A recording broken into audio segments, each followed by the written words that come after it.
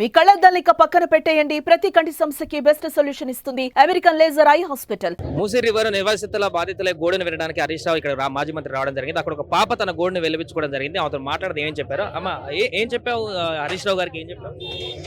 నేనేమంటున్నా అంటే నేను ఇది ప్లీజ్ అని నేను అడుగుతున్నా. ఎందుకంటే ఈ అపార్ట్మెంట్ మంచి చాలా నేచర్ దగ్గరగా ఇట్లా ఉందన్నమాట.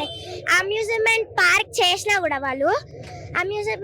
చేసినా కూడా అక్కడ మనుషులు ఉండాలి కదా దాన్ని చూడడానికి.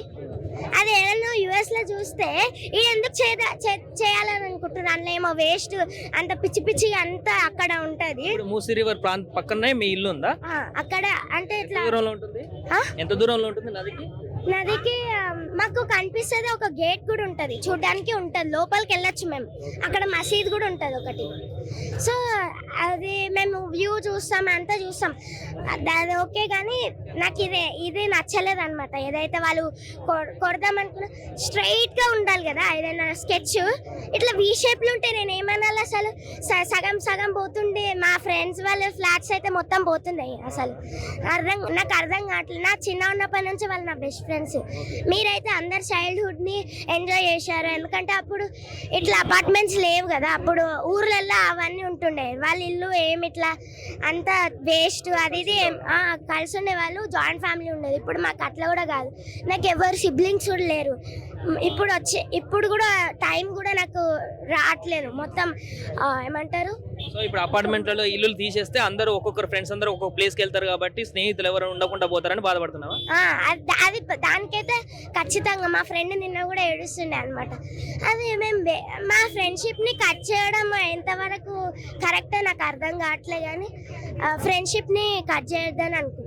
మీ తల్లిదండ్రులు ఏమంటున్నారు? వాళ్ళు బాధపడుతున్నారా ఈ ఇల్లు పోతుందని? అవును, బాధపడుతున్నారు. మా డాడీకి కూడా దగ్గరనే మా డాడీ కూడా సాఫ్ట్వేర్ ఎంప్లాయీ. దగ్గరనే ఉన్నాడు అనమాట. దగ్గరనే ఉందన్నమాట ఆఫీస్.